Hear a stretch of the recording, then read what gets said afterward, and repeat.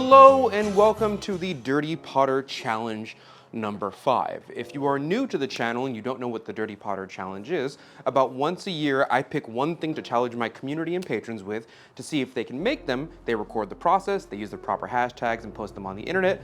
I find them, I make a separate video where I go over, shout out, and review all of the entries, and we pick one person to be the winner of the yearly Dirty Potter Challenge. Generally speaking, I do a pre-video much like this so that I can explain the rules, what I want from you, the regulations, and to make sure that you know what you're getting if you do indeed win the Dirty Potter Challenge number 5.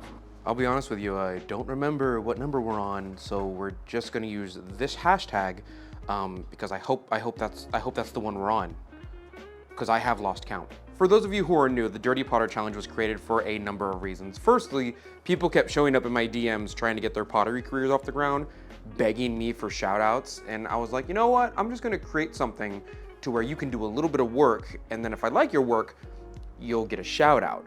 Furthermore, people were asking me to make an entire channel where I review their work, and I didn't wanna hurt anybody's feelings by looking at something and being like, this is kind of bad. And I think people were trying to use it as like a free sounding board, you know? Like a tell me why my work is bad versus your work type of thing, which I'm all for. Critique is valid. It's just that I don't want to hurt anyone's feelings. So I kind of figured in order to fix these two problems, I would get the critique side and the people who want to shout out and force them both to do a little bit of work for that capital C content. Guess who came to the party? You want to see? I'll show you.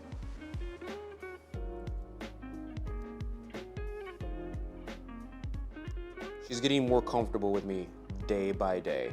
Destroy the child, corrupt them all. With all that out of the way, let's talk about how much time you have for the Dirty Potter Challenge number 5 and what you'll be making this year. This year, your challenge is to make a pristine, high quality carafe. Yes, sir. For those of you who don't know what a carafe is, this is the form you're going for. It needs to be at least 6 inches tall. I don't really care about the width, but don't be funny and make like a 1 inch wide, 7 inch tall carafe.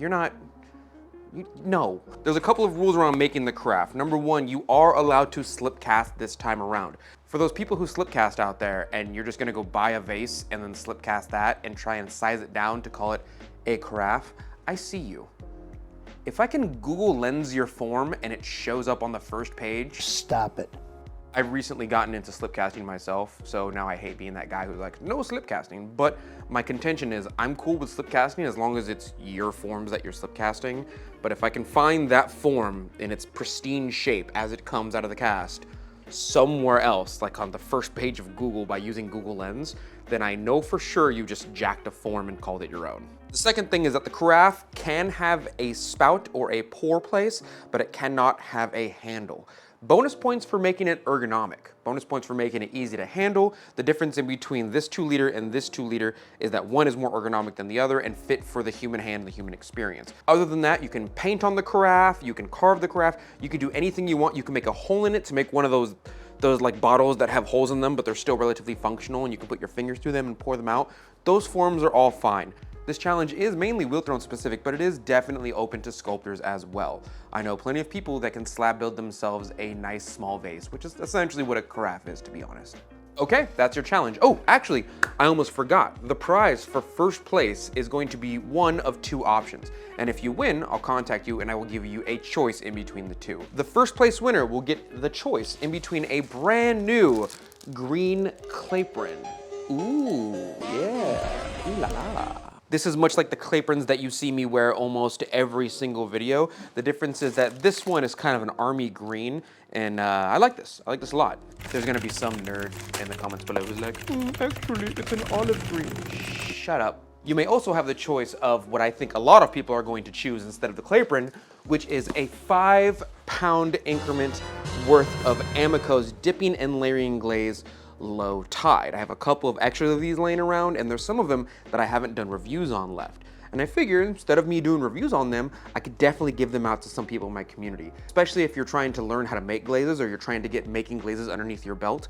I have made a video on how to put powder glazes together, but this is the expensive part. This is the part in which most people don't have or order from the company, which is the powder. You essentially have to mix this in water, but again, my video here will show you the step-by-step process of how to mix something like this so that you can have a dipping and layering glaze. So you have a choice. The first place winner will choose in between a Clayprin or a 5-pound box of Amico's dipping and layering glaze, low tide.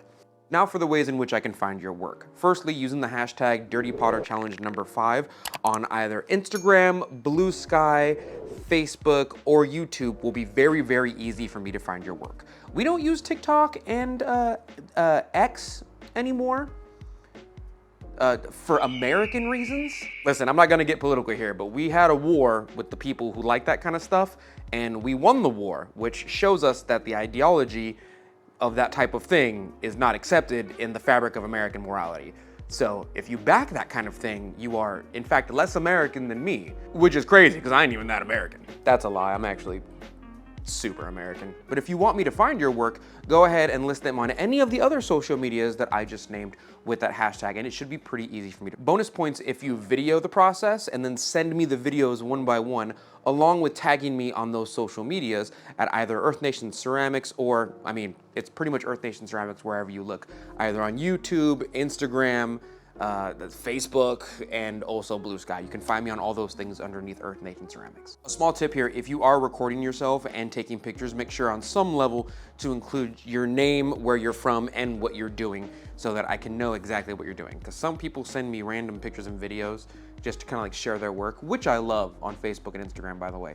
The problem is I don't want to get those muddled up with like the other people's stuff. So make sure you are very clear about why you're sending me the thing you're sending me, just so that the editor,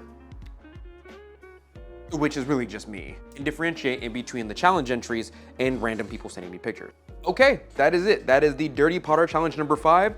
You have about 5 months to complete this challenge from the day at which this video goes public.